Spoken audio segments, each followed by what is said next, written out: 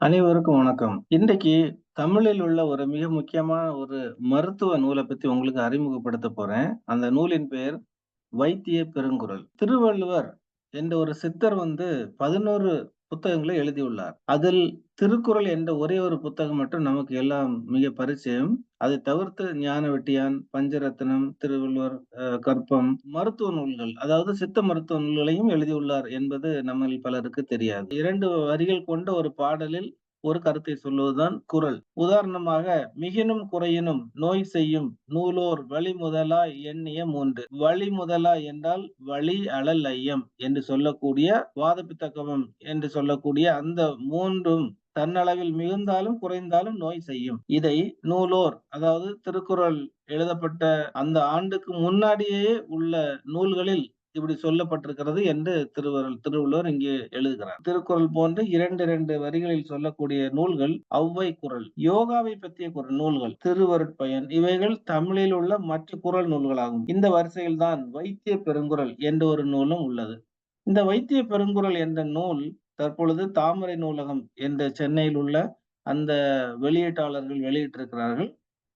இதில் மொத்தமாக 942 பாடல்கள் உள்ளது. இந்த நூலை எழுதியவர் சித்திரகவி தேவேந்திரநாத பண்டிதர் என்று அந்த ஓலைச்சுவடியில் ஒரு சின்ன முன்னரை போன்று அதில் எழுதப்பட்டிருந்தது. இந்த நூலின் முதல் பாடல் என்ன சொல்லுகிறது என்றால், அல்லல் படுர் வினையை அண்டாதகற்றி வைக்கும் நல்ல குறட்பாவினிடை. அதாவது அல்லல் படும் என்றால் துன்பம் தரக்கூடிய, வினை என்றால் நோயை அண்டாது அகற்றி வைக்கும், நோயே நமது உடலில் ஒட்டாமல் நீக்கி வைக்கக்கூடிய இந்த குறள் பாக்கள் என்று சொல்லப்படுகிறது. அதாவது இந்த குறள் பாக்கள் முழுவதும் மருத்துவத்தை பற்றியது. இங்கு நாடி படலம், மருந்து செய்முறைகள், சிகிச்சை முறைகள், அனுபான படலம் என்ற பல கேட்டகரி இருக்கிறது. இதுக்குள்ளே மருந்து செய்முறை என்றால் குடிநீர், லேகியம், மெழுகு, ஈவன் சர்பத்து என்று சொல்லக்கூடிய மணப்பாகு, இவையெல்லாம் கூட இதில் சொல்லப்பட்டிருக்கிறது. இதே போன்று புகைப்படலம், விரேசனம் என்றால் வாந்தி செய்விக்கக்கூடிய மருந்துகள், பெண்கள் நோய்கள், குழந்தைகள் நோய்கள், இப்படி பல தலைப்பின் கீழ் இவைகள் விளக்கப்பட்டுள்ளது. அதில் ஒரு சில விஷயங்களை நான் உங்களுக்கு சொல்லப் போகிறேன். இப்ப நாடி படலத்தில்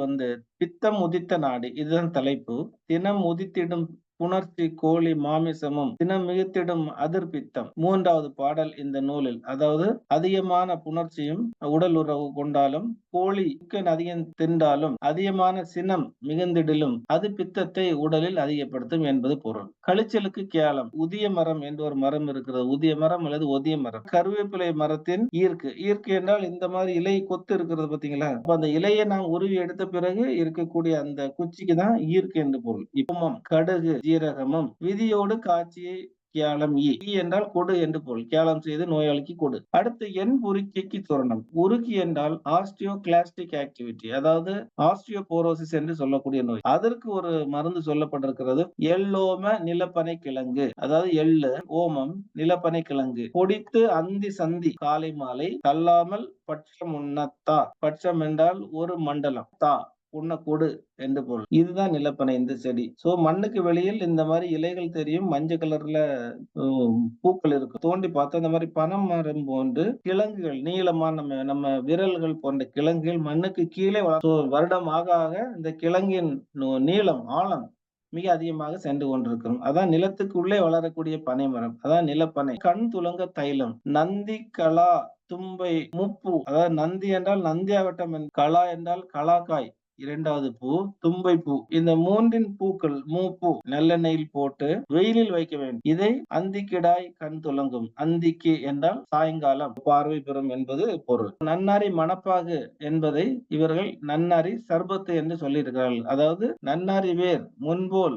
நன்றெரித்து சீனி பன்னீர், நமக்கு எல்லாம் இன்னைக்கு புழக்கத்தில் இருக்கக்கூடிய ஒரு உணவு பொருள், அது கூட அந்த நூலில் சொல்லப்பட்டிருக்கிறது. தூரம் வர வயிறு நோவுக்கு. தூரம் என்றால் பீரியட்ஸ் வரும் பொழுது வயிறு வலி. சுண்டைக்காய் அளவுக்கு காயத்தை எடுத்து கலர்ச்சி பருப்புல 1, அதாவது பொடி செய்து 3 நாட்கள் கொடுக்க வேண்டும். பெண்கள் நோய்களில் நாம் மிக முக்கியமாக பயன்படுத்தி வரக்கூடிய மருந்து தான். நீர்க்கட்டு என்றால் சிறுநீர் சரியாக செல்லாமல் இருப்பதுதான் நீர்க்கட்டு. முள்ளங்கி கிழங்கின் சார், முன் காயன் சர்க்கரையும் கொல்லங்கு நீர்க்கட்டிருக்கு. இதையும் வழக்கத்தில் நிறைய மக்கள் இதை உணவாக இன்றெல்லாம் செய்து கொண்டுதான் இருக்கிறார்கள். எளிய மக்களுடைய படைப்புகள் மட்டுமல்ல, மருத்துவத்திற்கு பயன்படக்கூடிய பல கருத்துக்களும் உள்ளன. உதாரணமாக மாரடைப்பு, கோரோசினை, லிங்கம், கோவெண்ணெய் அரைத்து குண்டி நேரோ தினமை நாளும் முன். கோ என்றால் பசு. பசுமாட்டின் பித்தப்பை கல்லுன்னு சொல்றோம் கேல் ஸ்டோன். அதுதான் கோரோசனே என்று பொருள். அது நமக்கு மருந்தாக பயன்படுகிறது. அந்த கோரோசனை. லிங்கம் என்றால் மெர்க்குரி சல்பைடு என்று சொல்லக்கூடிய மெர்க்குரி சல்பைடு. கோவெண்ணெய் என்றால் பசுவெண்ணெய். இவற்றை அரைத்து குன்றி அளவு மாத்திரை. நேரோ தினம்